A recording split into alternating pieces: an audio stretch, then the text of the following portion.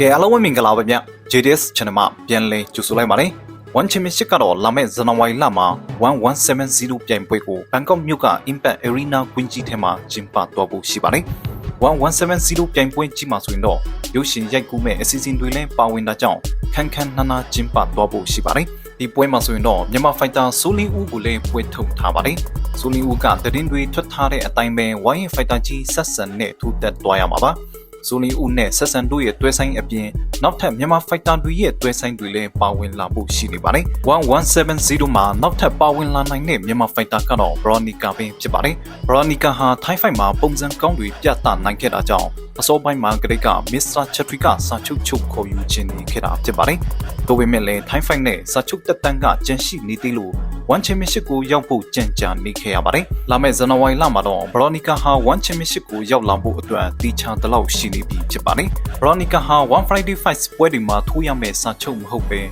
ပွဲကြီးတွေမှာတခါတည်းထိုးတက်ရမယ့်စာချုပ်နဲ့ One ကိုရောက်လာနိုင်ချေရှိနေတာဖြစ်ပါတယ်။ One Championship က Veronica ကို1170ပြိုင်ပွဲမှာတခါတည်းပွဲထုတ်လာနိုင်ချေရှိနေပါတယ်။ Veronica လေ့ကျင့်နေတဲ့တိုင်ကောင်မွေထိုင်းကလပ်ရဲ့ပိုင်ရှင်ဖြစ်သူကိုတိုင်ကလည်း Veronica ရဲ့ပထမဆုံးထိုးတက်ရမယ့်ပွဲက1170မှာဖြစ်လာနိုင်တယ်ဆိုတဲ့အကြောင်းကိုပြောဆိုထားခဲ့ပါတယ်။ One Championship က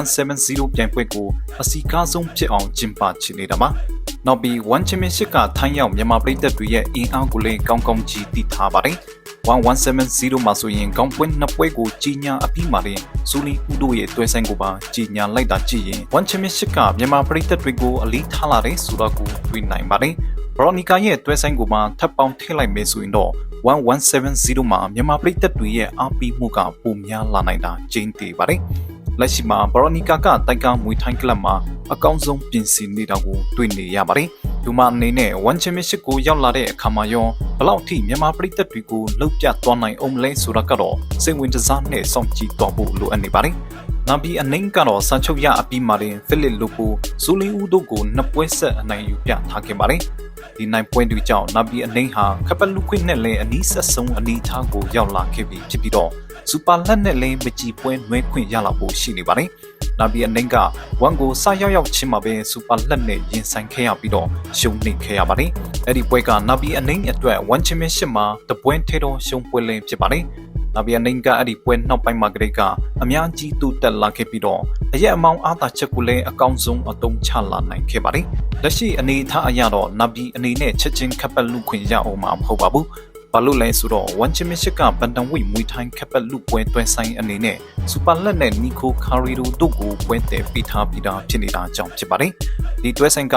1170မှာပါဝင်လာမှာဖြစ်ပါတယ်။နောက်ပြီးအနေနဲ့ခပ်ပတ်လူခွင့်အတွက်ထိုင်ဆောင်နေရမလားဒါမှမဟုတ်ရင်ဂျားထဲမှာ One Championship ကသူ့ကိုနောက်ထပ်တစ်ပွဲတည်ပေးအောင်မလားဆိုတာကတော့ပရိသတ်တွေအနေနဲ့စောင့်ကြည့်သွားရအောင်မှာဖြစ်ပါတယ်။လက်ရှိထွက်ပေါ်နေတဲ့သတင်းတွေအရတော့နာဘီနဲ့ဂျော်နသန်ဟာကာလီတို့ကိုပွဲတည်ပေးလာနိုင်ချေရှိနေပါတယ်။ဂျော်နသန်ဟာကာတီဟာပြီးခဲ့တဲ့1168ပြန်ပွဲမှာတုန်းကစူပါလက်ကိုရှုံးနေပြီးဘန်တန်ဝိမွေထိုင်းချန်ပီယံကပ်ပတ်ကိုလက်လွတ်ထားခဲ့ရပါတယ်။သူအနေနဲ့အဲ့ဒီကပ်ပတ်ကိုပြန်ရဖို့အတွက်ကြိုးစားရတော့မှာဖြစ်ပြီးတော့ခေါင်းပိုင်းကိုတက်လန်းလာတဲ့နာဘီနဲ့ထိတ်တိုက်တွေ့ဆုံလာနိုင်ပါတယ်။ဒီတွဲဆိုင်ကလည်း1170ပြန်ပွဲကြီးမှာပါဝင်လာနိုင်ပါတယ်။တကယ်လို့ဒါပွဲဖြစ်လာမယ်ဆိုရင်တော့နာဘီရဲ့အရက်အမောင်းကဂျော်နသန်ဟာကာတီအတွက်အခက်တွေ့စီအောင်မှာတည်ချပါတယ်။ဂျော်နသန်ဟာကာတီကိုယ်တိုင်ကလည်းနာဘီရဲ့အရက်အမောင်းကပြိုင်ဖက်တိုင်းအတွက်အခက်တွေ့စီနိုင်တယ်ဆိုပြီးအခုလိုပြောဆိုထားခဲ့ပါတယ်။နာဘီရဲ့အရက်အမောင်းကတကယ်ပြဿနာပါပဲ။သူ့ရဲ့အရက်က6ပြီကျော်တောင်ရှိနေပါတယ်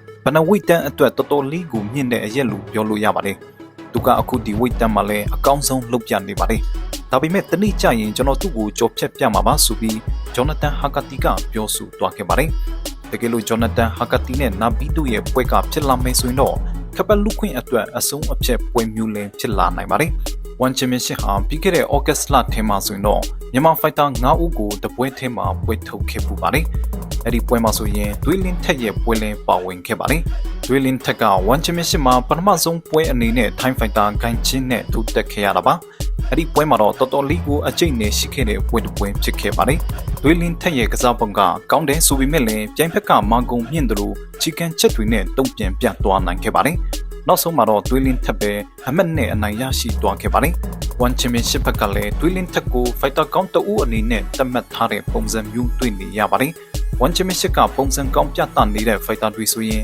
Asian Thai fighter တွေနဲ့တွေ့ပြီးလေရှိပါတယ်အခုလက်ရှိမှာဆိုရင်လည်း1 championship ကသွေးလင်းထက်ရဲ့ဒုတိယမြောက်ပွဲကိုချပြလာခဲ့ပြီးဖြစ်ပါတယ်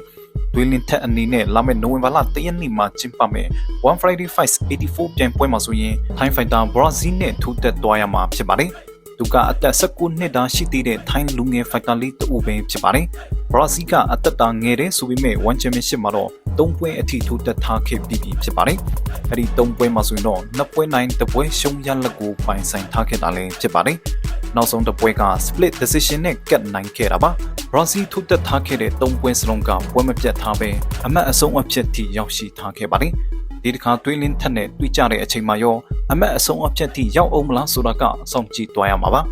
မြန်မာဖိုက်တာတွေကဝမ်မာဘွန်နက်ကြီးကိုလည်းအများကြီးမျှော်လင့်ထားတတ်ကြပါတယ်